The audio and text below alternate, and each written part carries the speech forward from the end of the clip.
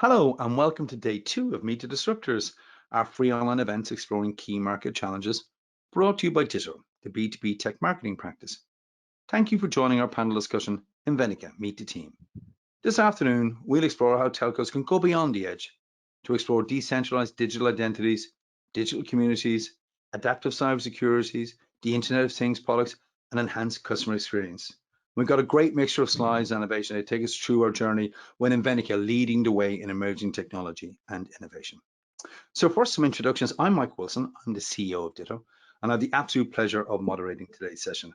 And I'm joined this afternoon by Gareth, CEO and founder of Invenica, and Moustafa, CTO of Invenica. So first of all, a couple of little introductions. A little bit about me. I'm the founder and CEO. I've had a 30-year career to sharpen the finance and technology. I've worked in Asia, US, and Europe with Arbad Winterparns, UBS, Bankers Trust, and Deutsche Bank. We founded Ditto in 2008, and we're a B2B tech marketing practice focused on emerging technology and financial technology. I'm delighted to be joined by two fantastic guys today to talk about the company, and I'd like to hand over to Gareth to introduce himself. Gareth. Hey, Mike. Thank you very much, and hello, everyone. A quick introduction. My name's Gareth. I'm actually the proud founder and CEO of Invenica.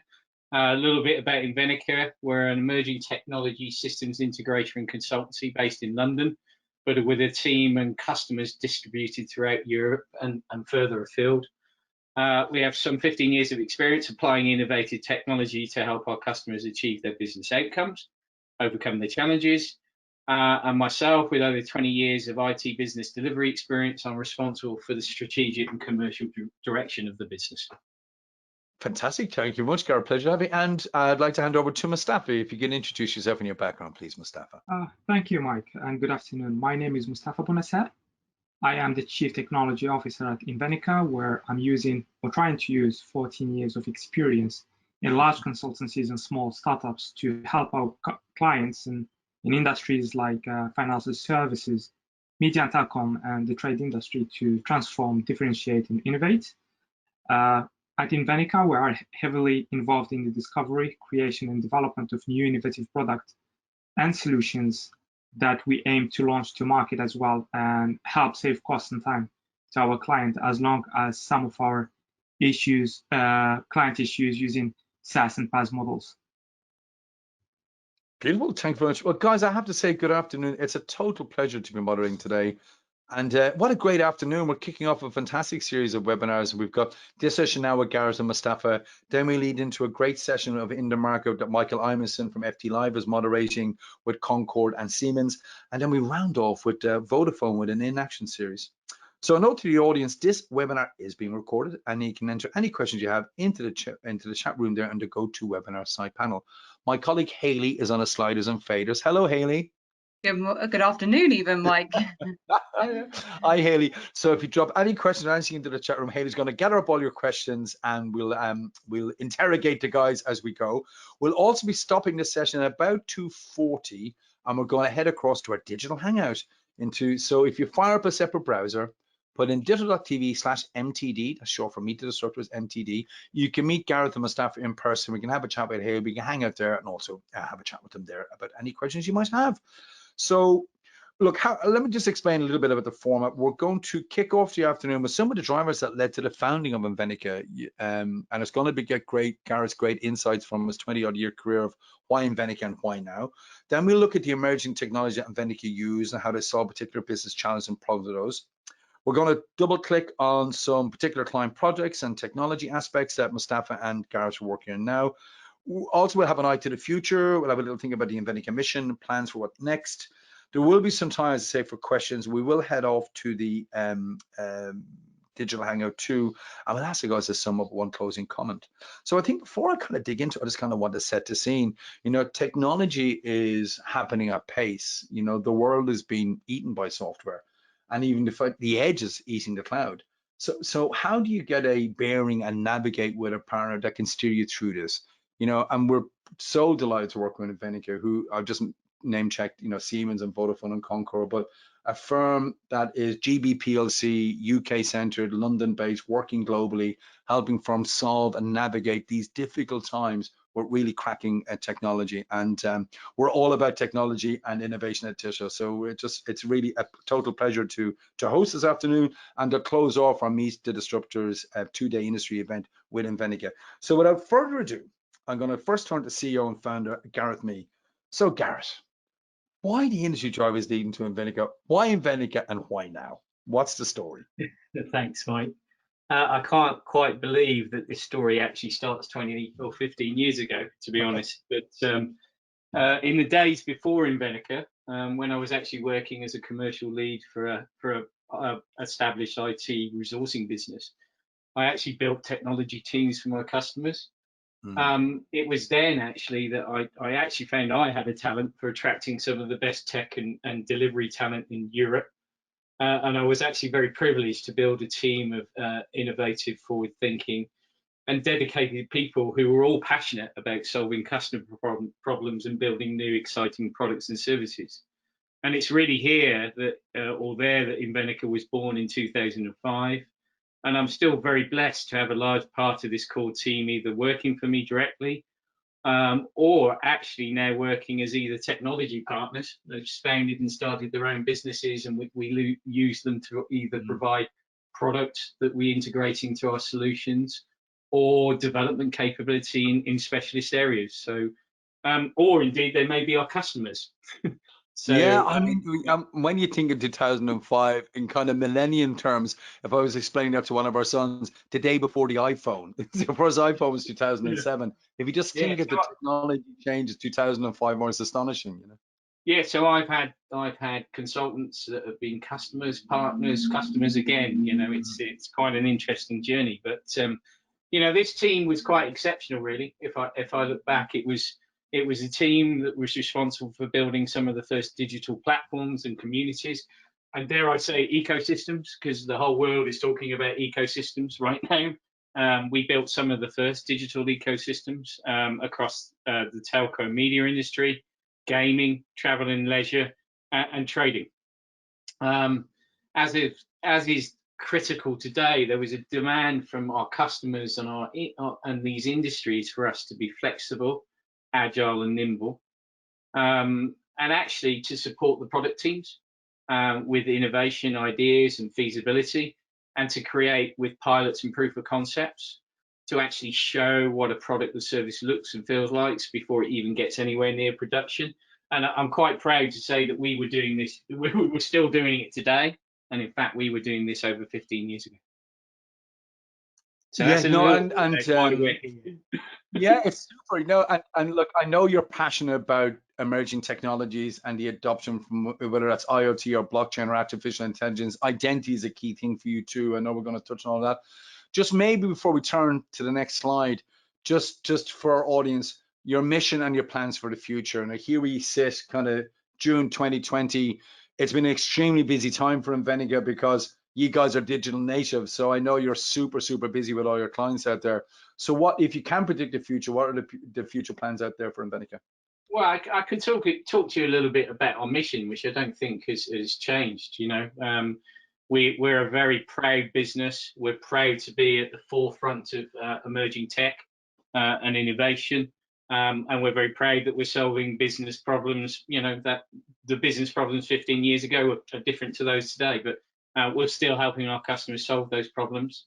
And we want to be a leading independent emerging technology integrator and consultant in UK and Europe. And really, ultimately, what's that mean? I want to be a brand, or we want to be a brand that's synonymous with delivering business benefit through innovation. A little bit about what underpins that. You know, the consultancy does focus on solving real business problems. That's through the application of new technology, emerging technology. You touched on some of them there. You know, we're prevalent these days in DLT, IoT, edge computing, etc., to name but a few, and really the convergence of those technologies. But also importantly, to integrate to existing applications and systems. We're technology agnostic, so we have no preference. It's the technology that's best fit to solve a particular problem. And I learned very early not to apply technology for for technology's sake. It really is about solving your customers' problems and using the best technology in their environment to do that. Well, you have that byword in Invenica, fall in love with the problem, not the solution, right? So, Correct. but if you were, I mean, just to put you, just to have the crack of it now, when you think about 15 years, if there's been one technology over the last 15 years that you wanted to give a shout out to and say, look, this is the one which changed it all, and give a nod to it now, what would that be? Crikey, that's a big question. I mean, there's been lots of things over time. I think right now, you know, we're yet to see it, and we're going to talk about this a little bit later with Vodafone. But things that are extremely exciting are DLT, digital ledger technology, and block what people would know as blockchain. Every industry right now is trying to work out how to best apply that to solve their problems. There's been a lot of proof concept pilots, etc. It is going to change the way the world works. But it's not just going to stand in isolation. You know, I will talk later about convergence of technologies. You know, there's going to be a massive explosion of applications, both business and consumer, related to IoT and 5G. It's slowly started, and you're going to need technologies to underpin that and to solve the problems that the complexity and sheer volume of those applications will bring. So that's just one area that we're heavily focused in. You know as well as I do, one of my passions is smart cities. Same thing. You know, it's the convergence of those technologies to provide applications for what we call smart citizens, or the citizens of cities, to better their life. You know, whether that be well-being, economics, you know, convenience and lifestyle. Right. So there's so much emerging tech, and it's exploding so quickly. We really are going to see a change in the next 5 to 10 years. It'll have massive impacts on our life, and we've seen it recently, right? Okay, we didn't design this, but we've reacted to it as both consumers and businesses, right? I think we've made our way through why Invenica's offering an emerging technology. You know, I've given some areas that we're heavily focused on right now, and things that I think are going to inevitably change the world as we know it. I've talked about our mission. It's probably time to hand over to Moustafa or actually maybe talk about just highlight a couple of project areas, perhaps. Yeah. Yeah, absolutely. Or could you just maybe discuss the types of disruptions you've seen over the past 4 years? I mean, from the graph that is on screen now, Gareth, you can see there's organizational disruption, severe operating cost pressure. Do you have anything to say on that slide? Well, I think right now, I mean, you know, we've always been engaged by our customers to do two things, right?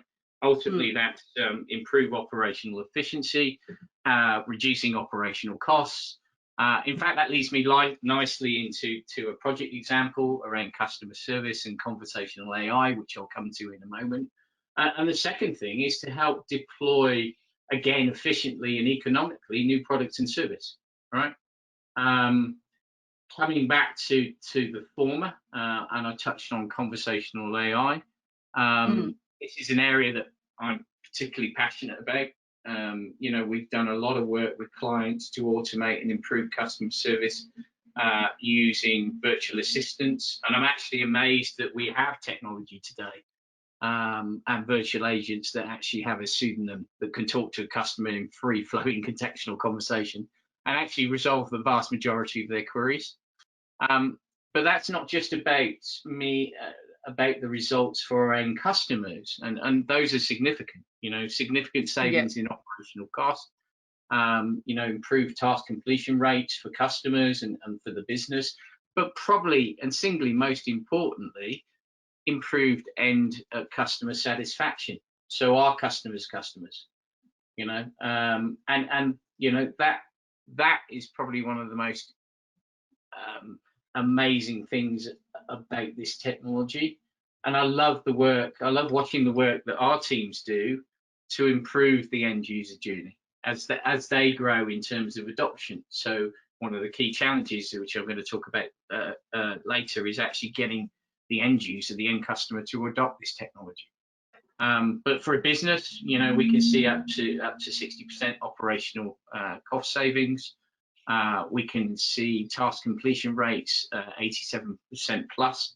And if you can get that, then you're making significant improvements to your operational efficiency and saving an awful lot of money.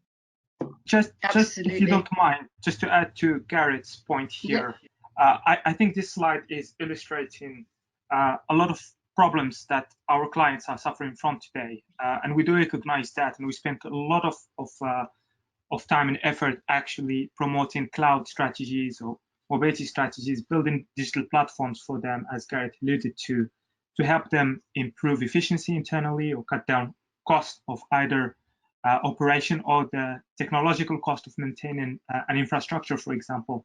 But really what we've learned throughout this experience is helping our clients save money and shift focus from mundane day-to-day transactional processes that they can automate actually helps them unlock capital for us and helps them make sure that their human capital focuses more on challenging problems and more on innovation. So for us, it's a cycle of solving OT issues, solving issues around cutting down the cost, and that always leads us to discussing, okay, so what's new, what's innovative, what else can we do? And it helps us a lot. Yeah, sure, absolutely. Well, if we can move on to yourself, Moustafa, and I know there was a few things we wanted to touch on. I just wanted you to give a quick introduction into some of the emerging technologies which Invenica are using, and a behind-the-scene look as well on our discovery process that Invenica use, and the impact for some of the solutions that I know you've kind of touched on this with some of the percentages, but just a bit more of the impacts that Invenica solutions provide for clients. Yes, absolutely. Yeah, I'm quite sure that as Gareth alluded to, we are heavily focused on emerging technology. We work currently on a variety of projects that are very exciting. For instance, the work that we are doing in the IoT space, where our teams are continuously invested in finding new ways to improve customer and business lifestyles, well-being, and convenience with smart devices, and with a defined process to assess these devices and vendors on behalf of our clients. We do find direct and indirect value for the end consumer, and designing this integration into an existing system is what this team's bread and butter is. In addition to that, we do actually assist the customer in the rollout of these devices into the market. I'm quite sure today, if you walk in many of our telco clients' stores and purchase a smart device, there is a very high chance that one of our guys has been working on that project. In some instances, we do put a lot of effort to create differentiation as well and add value to what the IoT value is. And that is by investigating and implementing other technologies like data science or blockchain to improve or enhance customer experience or cybersecurity, or basically to create new features like automation, for example. This helped our client create new streams of revenue, of course, as they launch and promote innovative devices into their stores. Another project that I can think of, which was very fun actually and extremely challenging, is to transform the same client's customer care function, as we are actually building and supporting multiple of these IoT products, among other products, into the markets in different countries. So we actually did work on the design of a new customer care framework that we've managed to abstract and we use today with other clients as well, which is inclusive of a centralized and comprehensive knowledge base that contains all of the information of products and services across different markets. Then we used applied intelligence to actually digest all of this data and serve it upon inquiry using an AI engine to automate the customer interaction, but also to support various channels, including chatbot, voice, and onboarding tools that the actual human customer agent might use. And after we wrap this up, we've started thinking about what's next. So apart from helping the customer care function support this product, we investigated what we call intelligent sales recommendation engines, which is basically leveraging the same data science technology to find the right offering of products and services to the customers, where we apply data science, and not just the data, but also on the behavior of the customer and the feedback that we get from customers about multiple products and services to find exactly what works for them, what saves money for them, and what they can use as a product or service from our client. And funny enough, one of the channels where we are currently trying to roll this sales recommendation engine to is customer care, as we are hoping to upsell to the customer right after we help them. Hello, I'm back in the room. It goes to show that this is definitely in real time and not pre-recorded. My humble apologies. I beg your pardon. I'm sure that everyone online can sympathize when you're moderating a session with two really cool rock stars like Gareth and Moustafa and a global audience when you get a power cut. So suffice to say, I apologize. I hope it didn't disrupt too much to everyone's enjoyment today. And it's good to be back in the Michael. Do you know what you mean? Ireland needs a new satellite dish. Well, my humble apologies to everyone. I'm sure. Thank you very much for your bearance. In these really strange, unprecedented times, I'm sure everyone's got some sympathy with all of us kind of dialing in remotely into places. So it's good to be back in the room. So thanks very much, my colleagues, for standing in. I'll kind of pick up the reins from here, if I may. Moustafa, could we turn to the next slide, please? You know, I know identity was a key piece for Invenica, and talking about identity management is emerging here in digital use cases and is striving towards universal identity management and digital transformation.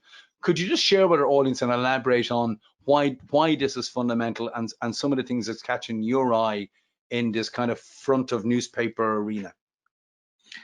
Yes, certainly, Mike. I must say first that I'm a very enthusiastic person when it comes to digital identities. I should probably have mentioned this before when I was talking about projects that we were doing.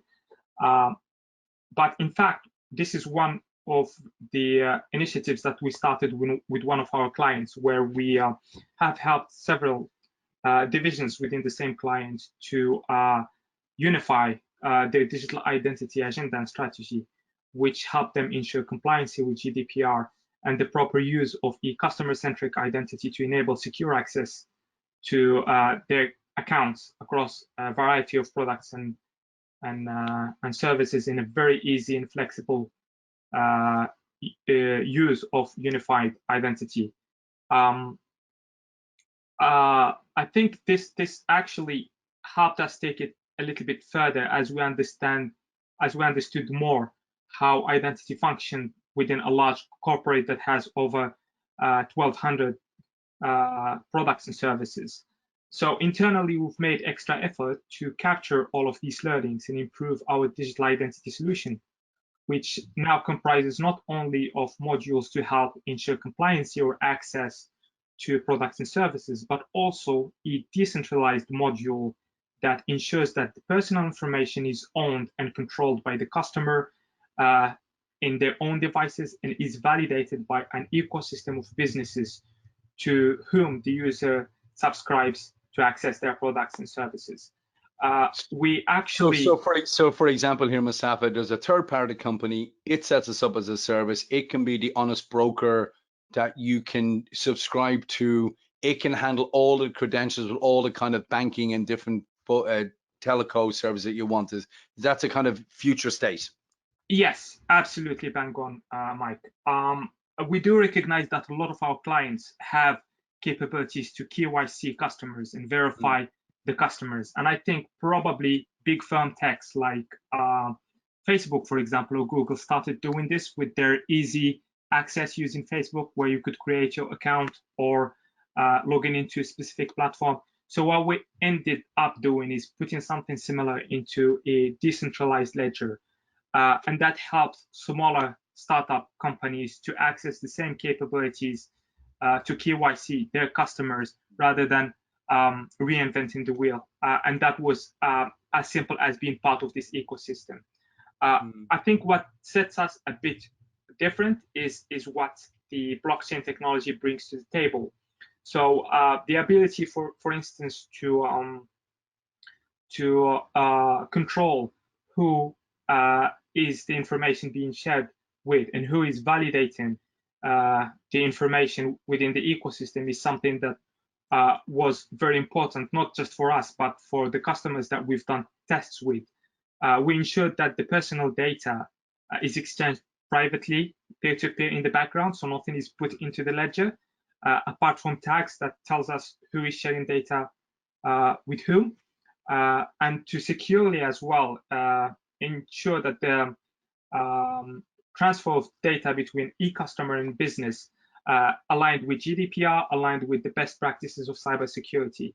And this allowed them to revoke access anytime they want, thanks to the properties of blockchain being immutable, which means a governing body can check the actual ledger and see what businesses are compliant and what businesses are not. We did build a prototype actually for that captures all of this in an easy way to show and tell.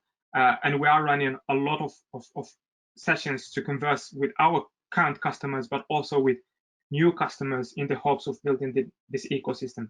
It might be so worth... maybe I'd like to take that now, Moustafa. So if we go on to the next slide, when we've kind of explored the idea of managing identity and helping folk on their digital journey, that they've got the right solution mix there. I think maybe now just sharing with our audience how you help folk pick the right technology. Now, you prepared some thoughts here around your methodology of discover, execute, and implement. It'd just be great for you just to take the audience through your three-step process and some of the returns folk are seeing when they engage with Invenica's methodology. Yes, absolutely. I think probably the most obvious point is when we're engaging with the client, the first thing that we do as, I would say, design team, but also the overall technical and managerial teams within Invenica is to empathize with the clients and to understand what challenges and pain points they're going through or they want to solve. In some cases, it's not about solving the challenge, it's to understand what the client is passionate about, where they want to extend, what kind of right capital that they have that can help them extend into new areas or new industries, for example. So understanding this business demand is key to success for us. And we are not afraid to say it's not a good idea to our customers when needed. If we recognize that the channels can be solved by using technology, then we can proceed to the next stage. I think the next stage is shifting our focus from understanding the problem into the customer, the end customer himself, or the workforce that will be using whatever technology stack that we will be building. And in this stage, what we tend to do is verify things like market desirability, for example, fitness for the business, viability for the business, and of course, costs and the potential revenue that this new venture could generate. The last step, Mike, is technical feasibility, and this is our bread and butter, and it takes us back to the loop from the start, because if we don't think that a problem or a new venture can be solved with technology, then we say, well, you can actually just apply a new operating model and it would work for you. I will probably give credit to our technical teams because they have accumulated a large experience doing this approach and understanding exactly what technology can solve and what technology can solve. The rest is pretty much assessing assessing how the technology will fit in the client landscape. As you probably know, multiple clients are already invested in the cloud. So if we're rolling out a new AI module, it has to be homogenic to whatever the underlying technology that the client is using. And selecting the appropriate vendors within the market, as we are technology agnostic, and mitigating architectural concerns just to make sure that everything fits nicely. Yeah, technology agnostic, but definitely not lacking in passion. You guys love it. I mean, it's great if I just take the tour here. It's superb to have a firm like Invenica that can give folk the strategy and insight, then help them design and build this, and then deploy it and transfer it. And I guess you can help people through that complete workflow and kind of project lifecycle user journey. And the returns here are fantastic. Cheaper cost, cheaper to deliver, increase acquisition, and increase productivity. If I turn to the next slide now, please. I think this really ties on neatly from the last one. Moustafa, is there a particular client project or aspect of technology that was difficult? We're all working tech. We know we want to go from design to execute to implement. It ain't so easy. Is there a particular one you'd like to share with us some learnings, please? I think this question can equally be answered differently between me and Gareth, as we have different perspective on defining what difficulty is when it comes to engaging with the client. When it comes to designing or proposing solutions to clients, although there is a lot of learning about technologies that can be hard to acquire, depending on what technology you choose. But I think having the right team with right skill set helps us easily find the right individuals to qualify the opportunity. I believe that the challenges that we have as a technical firm reside outside of our technical capability or the capability of the technology that we choose itself. For example, a common knowledge challenge is communication between technical teams and business teams from the client side, where some of the value can be diluted because of miscommunication or lack of understanding of existing legacy. I think more recently, two other challenges that we face throughout our initiatives to build ecosystems, especially when it comes to our trading platform initiative or our digital identity initiative. The first one is misleading perceptions about what a specific emerging technology like blockchain or AI can or can't do. So we have to clarify that every single time with the clients and make sure that they understand that just doing blockchain doesn't mean doing cryptocurrency, for example. There is a lot of other possibilities. I think the other one is actually creating the ecosystem itself, where these communities of businesses or partners have to collaborate somehow. And in a lot of cases, you are talking to a hostile environment of competitors that don't like to do business with each other. Cooperation, cooperability among your competitors is sometimes isn't an easy thing to foster. But I guess that's one of the strengths of Invenica. You can be that kind of independent, you're an independent firm, independent broker in the middle to help facilitate that. That might be a nice segue to bring in Gareth, just your perspective on this question, Gareth, particular client project or tech that was difficult and some learnings to share with the audience. Yeah, we'll talk about one particular technology, or not, but not for technology's sake, actually. But before I do that, I'm going to just say that actually this Moustafa and I do agree on this point. It's often the human technology interaction or the organizational interaction either within a customer or between partners, for example. And you're right, Mike, to touch on that. That's something that sometimes it's hard to make tangible, but that's what Invenica has over 15 years of experience of doing. And the very nature of the businesses that we work in, or the industries we work in, telecoms and media being a perfect example, means that we are continually not only dealing with cross-functional teams within the organization, but externally, with OTT providers, business support system providers, what large integrators that run managed services for your operational legacy systems, etc. So we're well versed in actually managing those people and organizational elements, if you like, and putting a process in place to do that. Yeah, super. Well, I think that turns us neatly on to the next slide, please. This section here, I know that you've got two particular use cases you want to share with us around particularly consumer and IoT devices, and then how telcos can improve customer care and build a better brand image. And I know that you kind of both wanted to speak to the case studies. So on the case study 1, consumer and IoT devices, if you go to the next slide, please. So kind of who'd like to set the scene on the spotlight for this particular use case? I would do, if you don't mind, Gareth. Great, super. Yeah, go for it. Absolutely. Yeah. So as you know already, Mike, one of our biggest vertical is the media and telco, and across all of the industry, one of the technologies that continuously bleed as an area for revenue generation is consumer IoT. The ability for telcos to launch new products into their stores that brings new functionality to different demographics into the market was very valuable for them. And us being the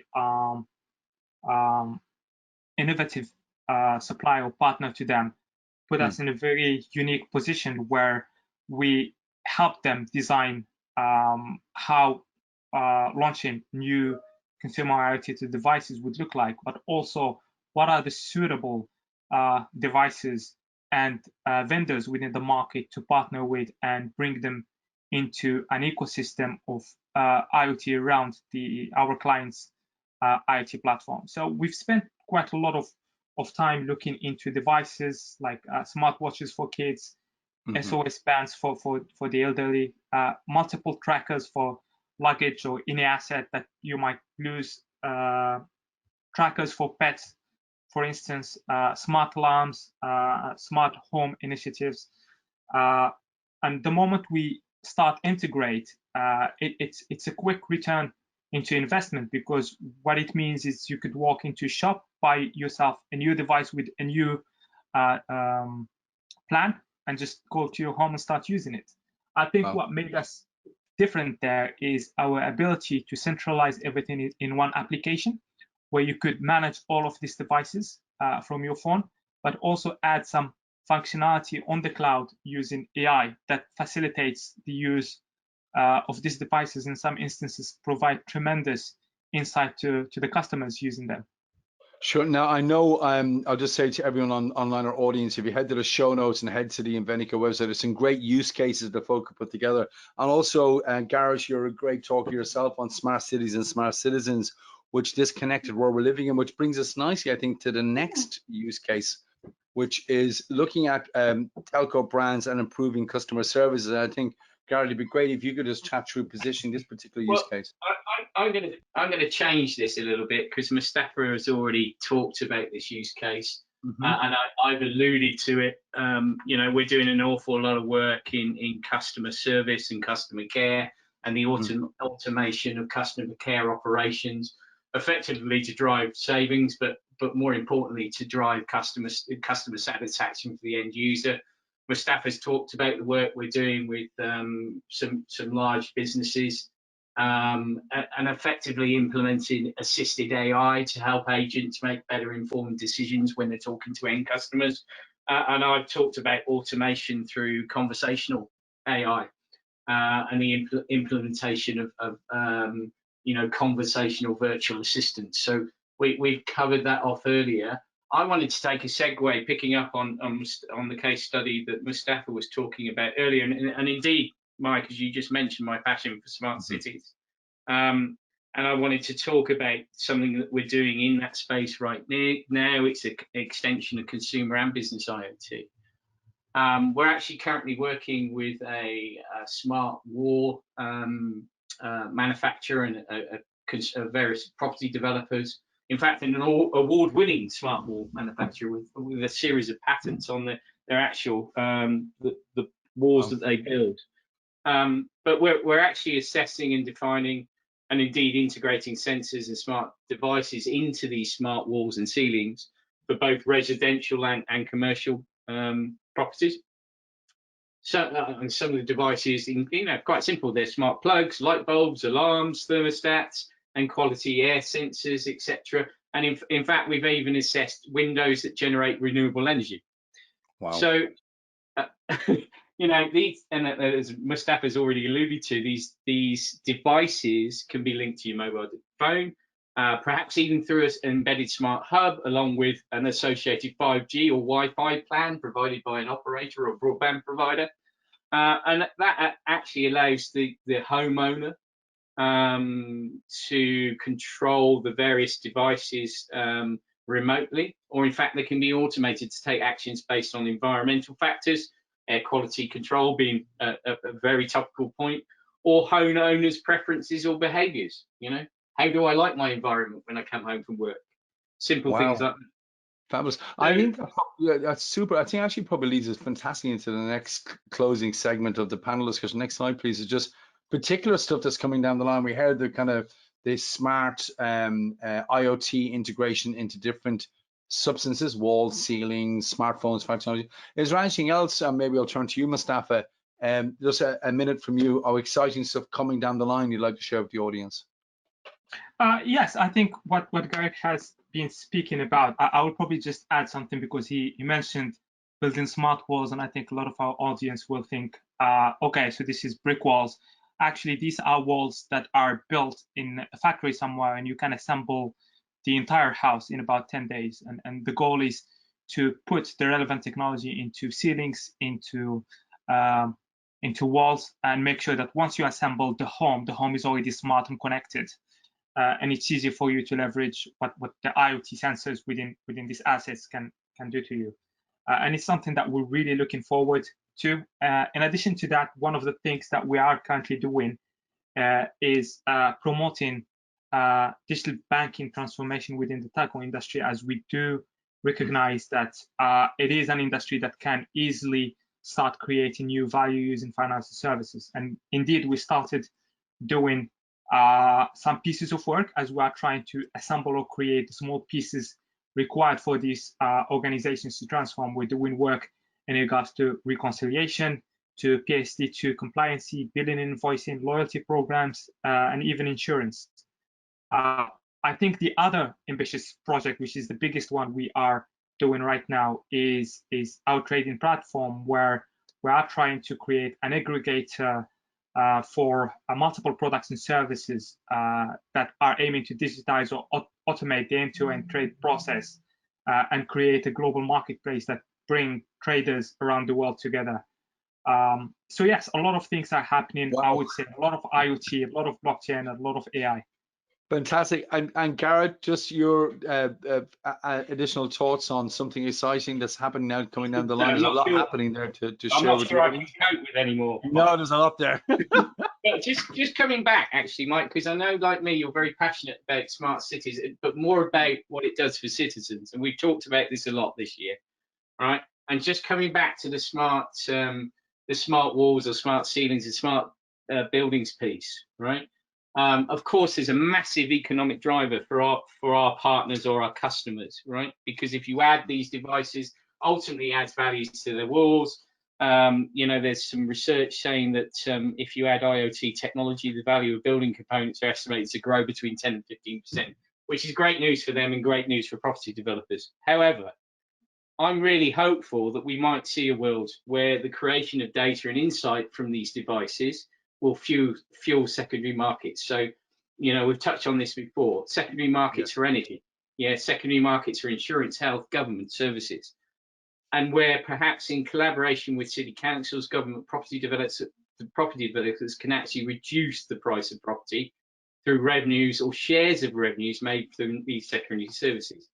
And energy is a perfect example. But this, you know, and this is actually a reality, maybe not in the UK, right? But certainly in places like Brazil, where there's businesses like Planet Smart City that are doing this and implementing this technology and actually implementing these solutions to make affordable housing for citizens. And in fact, they're just about to expand, or they were before our current world crisis, into India, for example. So I like to see more of that, and I'm really hopeful we will see more of that. No, lovely. And Gareth, and again, I in the show notes, folk, will follow up afterwards. There's some great stuff that Invenica does around smart cities and smart citizens, and some great previous webinars and talks. Which the questions have been coming in thick and fast. I'm just conscious of time. And I do want to take at least one audience question, and then I've got some more stuff to have a chat with Gareth and myself about. So I'd like to hand over to my colleague Hayley. Hayley, what's the choicest question here you'd like to put to Gareth and Moustafa, please? Okay, I think probably one of the best questions to come in is what do you think what emerging technologies do you guys think Telco should be looking at in 2020? All right. I'll take that one. I'll take that one if you don't mind. What's top of the shopping list? I think the technology that we've mentioned most during this webinar is IoT, and clearly it is part of the business agenda, knowing the amount of interest and investment that telcos are putting into 5G. I do think that that technology paired with artificial intelligence will open the door for real business cases for 5G. And I think that would be the catalyst for 5G adoption rather than waiting for consumers to buy 5G plans just because it's slightly faster than Wi-Fi. I can think of several use cases like smart cars, for example, immersive VR experiences that today using traditional computing power in cloud wouldn't be feasible, like for instance watching a football game using a VR set from the stadium and interacting remotely to that could be real use cases with the combination of IoT, VR and edge computing. Brilliant. I think what I'd like to probably do, and I've really enjoyed the session, particularly the kind of seat of your pants thing when you get a power cut in the middle of it. That just makes sure everyone stay alive and top of their toes. But to round it off, what I'd like to do is take one closing comment here and then bring everyone over to the digital hangout. So Gareth, Moustafa, let's stay with you. If there's one thing you'd like the audience to take away from today's discussion, what would that be? I would probably say the challenges that you've mentioned that we have with the clients, Mike. It's very important to have good collaboration and communication, not just with us as a technology provider or integrator, but also across ecosystems, because we don't consider ourselves as just a vendor, but we actually go beyond that and consider ourselves to be strategy and technology partner. We hope that our audience today that are interested in things like global digital trade, smart city initiatives, or decentralized digital identity, I hope that they reach out to us and to explore the art of the possibilities with us, even if it's an unrelated topic to what we have been discussed today. We would love to help and contribute with our thoughts and ideas. Well, I thought it was tremendous how discover, execution, the methodology is absolutely fabulous. Gareth, congratulations, you founded a great company, Gareth, and you must be very, very proud. If there was one closing comment to leave our audience before we head over to the hangout, what would that be? I think it's really an extension of, well, not even an extension, it's maybe a summary of what Moustafa just said. I mean, the world is becoming more complex. You know, we've touched on the convergence of technology and the necessity to converge technology to solve problems. But those problems are not just contained within one business. They're industry problems, not just company problems, right? And you're finding that businesses need to collaborate and build ecosystems of partners, competitors, peers in other industries even. Sure. Right? And we're moving into this world. And it's important that those ecosystems contain specialists that understand the technology, the organizational and people issues, and the experience of those issues, right? So yes, it's kind of moving into the age of competitive cooperability, isn't it? We've got to collaborate, Mike, and traditionally with people we can't or we haven't. No, absolutely. I love particularly that bit on the federated identity is absolutely fabulous. So look, again, many thanks to our panel for sharing us their insights. To tell you the truth, guys, we could talk a lot today, and we've got some more sessions coming up, which are great. So the next slide, please. To find out more about Invenica and the great service they provide, for a copy of today's slides or discuss any of the topics covered, get in touch with the guys at inquiries@invenica.com or visit invenica.com. I'd actually encourage you to visit a website. There's some great resources, great use case studies there. Gareth and Moustafa, there's our digits there. Reach out to the guys at LinkedIn. Next slide, please. We're about to go and hang out with these rock stars of emerging tech on ditto.tv/MTD. So if you fire up a browser, put in the digits ditto.tv/MTD. We'll hang over there now with Hayley and Moustafa and Gareth talking about a wrap up on this session here. Next slide, please. So we're going to continue the rest of this afternoon. You know, we're through with Invenica through until 5 o'clock now. Up next, we've got Concord and Siemens, and then we close off with Vodafone. So a really fantastic afternoon. Next slide, please. And I've kept it to 10 to 3, not bad. So listen, Gareth and Moustafa, thanks ever, and apologies again to you guys in the audience for a little power glitch, but that kept us all like in the seat of our pants. Why not? And I'm going to head over now to the Hangout. I look forward to continuing the conversation there. Thank you, Mike. Been a pleasure. Really See you enjoyed it. See you on the other side. Cheers. Bye.